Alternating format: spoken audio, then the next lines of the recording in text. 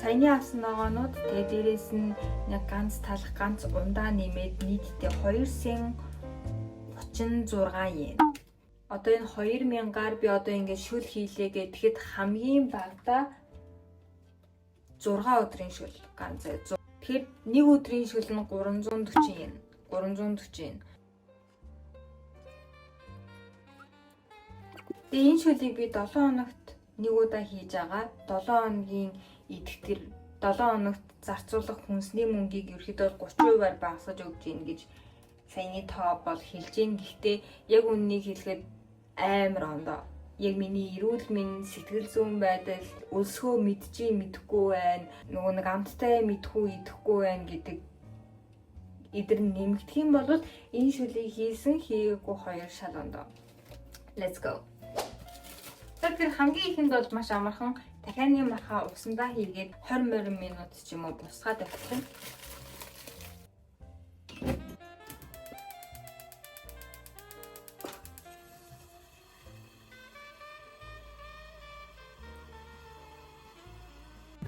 За тэгэхээр шүлэндөө хийх ногоонууд бол дураараа хийж болно. Гэхдээ миний байнгын хийдэг нь бол эхлээд цагаан луун. Цагаан луун болохоор хаван болгоно гэдэг багхгүй юу? Хаванд амар сайн. Тэгээд хоолны шингэц, бодисын солилцоо мөлцөө гэсэн сайжруулна. Гэхдээ хамгийн гол нь хаван гэдэг болохоор нэг юу? Банг. Тэгээд дараагийн зайлшгүй ногоо бол луун. Мэдээж А витамин. А витамин энэний заванд ийм луун болон цагаан луун хоёроо энэ адилхан байдалтайгаар хичээ тавьчихна. Тэгээ луун бас амар гоё шүлэнд тийм чихэрлэг ангар. За тэгээ гол орцоо помидор. Би ингээд помидорын дугаасаа амар дутаа байсан байхгүй ингээд үргэлж ингээд нэгийг идээд байсан. Сүүлд уншихад помидор болохоор арсыг цагааруулах үйлчилгээтэй гэж би сонссон. Ногоонуудаа бэлдээд тавьчлаа. Энэ болохоор ингээд төрүүлж хийгээд жоохон шарах ногоо заяа. Энэ нь болохоор зөөлөн ногоо буюу яг ингээд буцлаад болохын алт нь хийгээд жоохон амтыг гаргах зорилготой ногоо.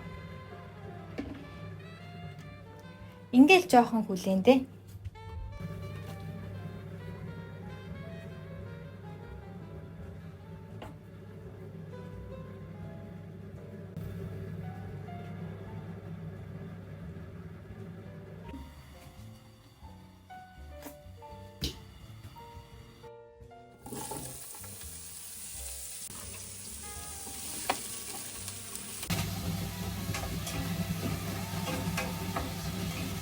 Дахианыхаа махаа яснаас нь салгачлаа. Одоо энийг хийн. Яг нэг иймэрхүү болж байгаа штэ. Тэгээ би ус нэмээд яах вэ гэж бодож байна. Одоо ингээд ногооных нь тэгээ помидорныхын шүүс мүс нэмэгдээд ирэхэд нь яг гоё шингэн шүл гардаг байхгүй юу? За ингээд нилийн болоод ирэхээр нь ийм зөөлөн ногоогоо дээрээс нь хийгээд цагаан луун чинь цагаан байгаад байгаа штэ. Тэгээ эн чинь ингээд амар нэлцаатлаа болоод ирэх юм бол эн чинь өнгөхгүй болдог байхгүй юу? Өнгөхгүй болохын хүлээх хэрэгтэй. Наач бас гоё юм тийм. Энэ амар тийм сүртэй байгаа. Би ингээд сүр хүчийг харуулсан дээгүүр өмсдөг юм байна. Энэ ихтэй яг хамгийн дээдийн товчныг задах гэдэг. Тэгээ би зүү уц гаргаад тавьчихсан. Би нэг үг бичлэг хийсэн байгаа. Тэгээ тэр бичлэгнээс болоод надад амар их гоё сайхан комментууд хүлээж ирсэн шүү, санаа зовлон шүү гэсэн комментууд маш хийсэн. Тэгээ би тэрэнд урамшаад саяны хагас жил огт хийгээгүй юмнуудаа жоохон хийж эхэлсэн. Инстаграм дээр, хувийнхаа инстаграм дээр постлох, тэгээд дэлгүүр хэсэг би бүр ингээд саяны 6 сар би ердөөсөө хувцас солиог байгаа. Би өдөр болгоно нэг хувцас өмсдөг. Тийм амар гэрэлтдэг юм шиг наа. Наач ерөөсөө гэрэлдэхгүй байна. Хараач тэг гэрэлдэж чинь тэр. Тэгээ би анхудаа ингээд 6 сар огт дэлгүүр хэсгүү байж байгаад нөгөө нэг хуучин барааны хувцас ороод тэгээд энийг аваад гоё материалтай амар гоё ингээд дээвүүрээ өмсдөг юм байсан. Тэгээ даанч ингээд мөрөөрөө надад орохгүй. Тэгээ би за энэ бол нямкад яг таарна. Тэгээ материал амар сайтай, пологийн ийм цам захиж олдохгүй гэд нямкад авчирсан байхгүй. Амар уус тий. Наач бол өстой амар шүү. Тэгээ энэ дээр би нөгөө нэг хоёр талаас нь шатаг мөмч Нэг түйдээ дэрвэж чинь тийм юм өмсөд тий яг ингэж явах байгаа байхгүй. Левчиг тий. Оо одоо сандлаа. Юу л гэж бодлоо. Тэр арай цагаан луун чи ингэж цагаан өнгө нь алга болоод гэж яагаад тэгээд энэ үед ерөөдөө болж байна гэсэн. Шил маань бэлэн боллоо. Би хаана ихтэй нөгөө нэг сэтгэл гутралын 70% нь ходоодноос гэсэн бас нэг тийм ном байсан. Би тэрийг уншаагүй. Би зүгээр ингээд зүрж явж байхдаа хараад тэгээ буцаад очсон чинь алга болсон байсан байхгүй юу? Сэтгэл гутралын 70% нь ходоодноос гэх тэрийг сонсоод ерөөдөө бол за үнэн байж магадгүй гэж бодсон. Тэгээд ингээд өөр дээрээ хэрэгжүүлж эхэлсэн байхгүй юу? Би энэ шүлийг бүр ингээд амар их хийсэн заяа. Одоо би ингээд нямкад хийж өгж байгаа болохоор Япон ингээд нямкагийн идэж чаддаггүй ногоонуудыг бол хийсэнгүү. Тэгэхээс биш окура ч юм уу те кигураге эдэр бол хийдэг. Тийм Монгол байдаггүй нялцаасан сонин ногоо могоог ч гэсэн эхэндээ жоохон твчиж идээд жоохныг идээд маргааш нь жоохон ч гэсэн тэрнээсээ арай ихийг идээд нөгөөдөр нь тэрнээсээ ахаа жоохон ихийг идсээр агаад бүр өөртөө амар тасгсан. Яагаад вэ гэхээр би энэ сайн болохоор. Тэгээ энэ зөвхөн миний бие мах бод физик бие мах бодоос гадна нөгөө нэг сэтгэл зүйн эрүүл мэндэд бас амар туслаад байгаа юм шиг надад санагдсан. Тэгээ яхаарахгүй би 18 наснаас хойш ганцаараа амьдарч юм. Тэгээ би Монгол тийм 10 жил байхдаа ч би нэг хоол хийдэг хүн байгаагүй байхгүй. Угаасаа би дотор байнд амьдардаг байсан. Хоол мол сайн хийж чадахгүй. Тэгээ тэр мөрөн ч гэсэн намайг ингээд сэтгэл готролд амар их ороход ер нь бол нөлөөсөн гэж би бодсон. Тийм болохоор би өглөө босоод өглөөний хоол идэх үедээ би натто 20 г тэгээд чансан өндөг 2 ширхгийг иддэг. Эхний нэгийг нь идээд дараагийнхыг нь ингээд нэлийн хүчилж гэх юм угаасаа орохгүй. Би одоо ингээд ийм шүлмөл уугаад ингэдэг баснаас хойш бас амар жижигхэн ходоодтой болчихж байгаа байхгүй юу? Тэр нь бол болохгүй л дээ. Хоол сайн хийгээд ингээд шингээж чадах тийм чадлаа алдчихин гэсэн үг шүү дээ. Тэгээ ингээд энэ шүлийг за би өглөөд бол бүр амар тодорхойлсон заяа. Би өглөөдөө болохоор тэгээ өглөөний цагаа идчихэж байгаа. Тэгээд энэ шүлийг би нэг 2 моёрын үед уудаг заяа. 2-оос 4-ийн хооронд яг оройныхоо амар хүнд хоолноос өмнө. Шоколадны донтолт гэдэг амар том асуудалтай байсан байхгүй юу? Бүр ингээд гидсээ өгдтөл иддэг гэсэн байхгүй айгүй дуртай. Тэгээ унтаж явахдаа ч гэсэн ингээд идмэр санагдаад босож идэж мэддэг гэсэн. Тэгээ тэр мэр маань ч гэсэн огт алга болсон. Огт 98% нь алга болсон гэж би бодож байна. Шүл маань энэ байна.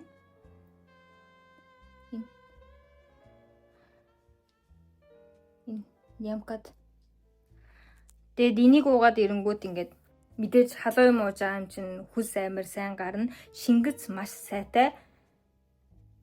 Хамгийн чухал нь юу гэж? Хамгийн чухал нь хоол идсний дараа энийг ингээд идэхэр гиз дүүрэн заяа.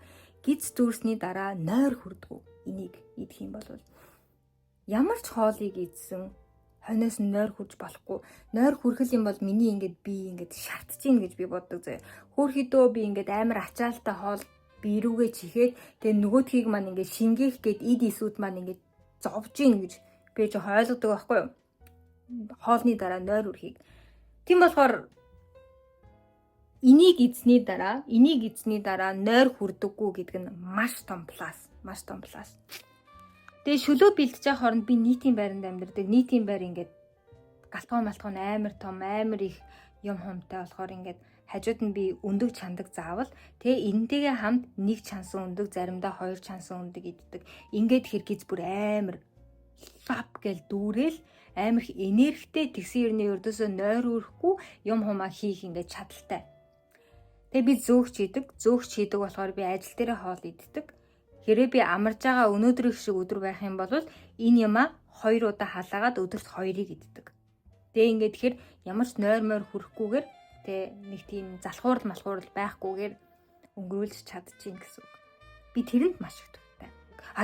Тийм тэгээ шоколад болсон маань бүгд толгой дотор заяа. Гинт идээд дотор муухай оргоод бөөлжөөд би шоколад идэхэ боллоо гэсэн юм бол биш.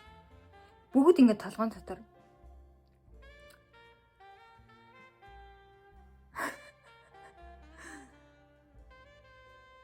Mindset бодлоо өөрчлөх. гэдэг юм бол байсан. Нэг тийм докюментари үзсэн байхгүй. Тэр нь болохоор Этиоп гэдэг улс байдаг шүү дээ. Этиопийн улсууд кофегоо гаргаад тэгээд кофе яг тэр үйлдвэрлэж байгаа яг гараараа кофег тэр түүж байгаа ард иргэд маш ядуу хэрнээ кофетэй хамааралтай одоо Starbucks ч гэдэм юм уу том кофений гой гялалцсан машин зардаг компаниуд ч юм уу тэдэр нь бүр ингээм амар баян. Тийм байхад кофе хийж байгаанууд нь амар ядуу гэсэн нэг тийм докюментари байсан байхгүй. Тэгээд тэр үед би харахгүй капитализм, ардчлал, даяарчлал, корпорац гэдэг яг бүлэг юмнуудыг маш их уншиж исэн тийм үе байсан байхгүй. Тэгээд ингээд цаг нь таарсан.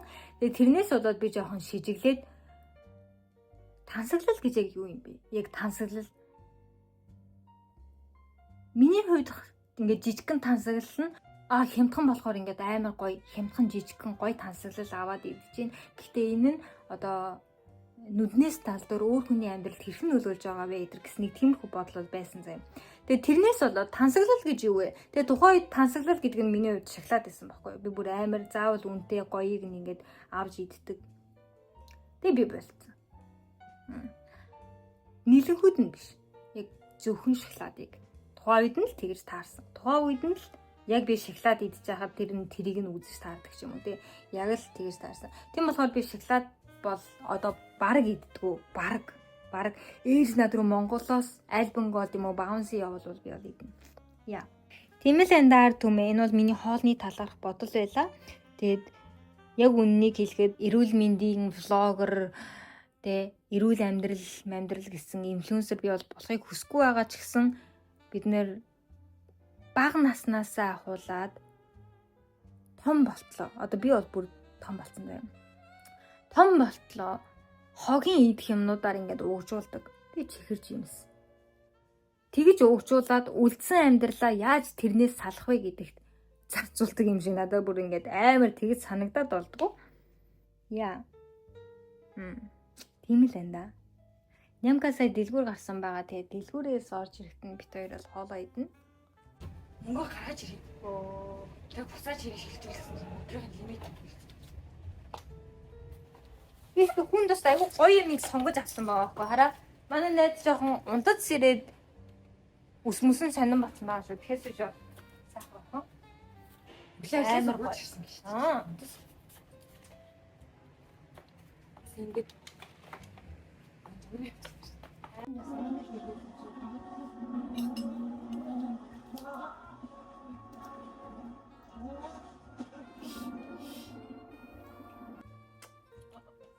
Үлсэн баярлалаа. Bye bye.